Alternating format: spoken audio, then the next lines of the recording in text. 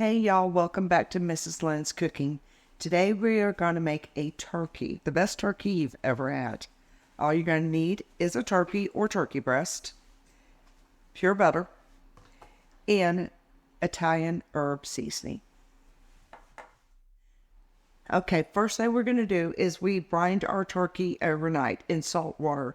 If you don't have a pan or anything big enough to submerge the entire thing, take an unscented garbage bag, put your turkey in the garbage bag, and then pour about a half a box of salt in there and let it brine all night. And then next thing we're going to do is we're going to take our Italian seasonings. I went ahead and pre-ground it. I just used it in the blender. And we're going to take that butter that we had, which is going to be an entire container of it, and we're going to take every bit of this and we're going to pour this into our butter. And we're going to take and we're going to just mix this around to incorporate the butter with the seasonings. And I wanted to let you know, the butter that you're going to use, make sure it's just 2 sticks of butter. And make sure it is softened before you pour your stuff in there, because it makes it so much easier to bind together. So we're just going to stir this all together until it's well incorporated.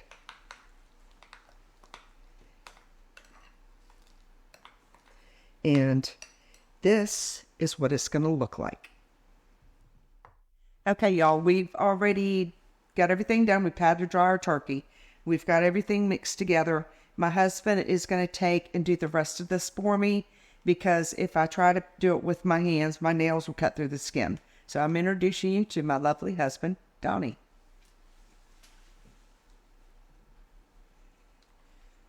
Put your hand between the skin and the meat and work your way slowly through to open up the cavity to put your butter and your spices. You got to be careful not to rip through the skin.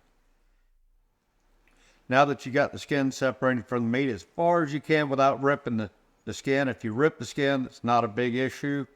We can always take the skin, double it over, use a toothpick to pin it down. Now we'll just take our butter and our spice and put it in there as evenly as far as you can. It's a little messy. You'll get used to it. Now when you're cooking this on the grill, you can do it with a charcoal grill or wood-fired grill or gas grill. 250 degree, a constant temperature is what you're looking for. Pellet grill makes it a lot easier. For those of you who like grilling, that's part of the challenge, keeping your heat consistent, which is the most fun for me. You could also do it in an oven in the house. We do 6 ring turkeys a year, and that way we don't heat up the house if we use the grill. Some of the grills nowadays are more consistent with the heat than your inside oven. You get every bit of this in the turkey cavity between the skin and the meat. Now, because I ripped the skin a little bit, we're going to need to put a couple of toothpicks in it. The excess you could just rub all over your turkey. It'll put a nice mark on it. It'll look beautiful, and it'll taste even better. Put a nice even coat. Already looking good.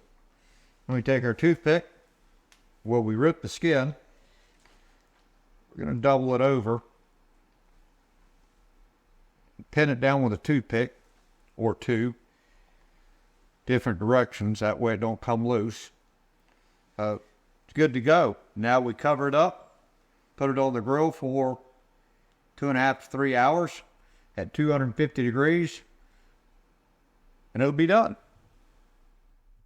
Okay, at this stage, we've got everything prepped. We're going to take a half a cup of water and a half a cup of oil. It doesn't matter what kind. And you're just going to pour it into the bottom of your pan. That way, it keeps this turkey tender. And now we're going to cover it with aluminum foil. Okay, we've got our turkey on the grill. We've got it set at 250.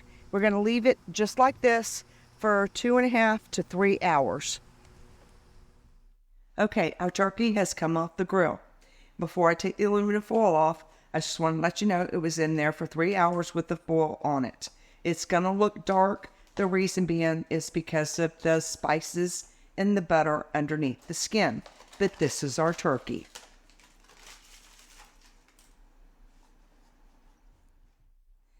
Okay, this is the way our turkey looks when we cut into it. And this is the way it looks plated up. So if you like my recipe, please like and subscribe.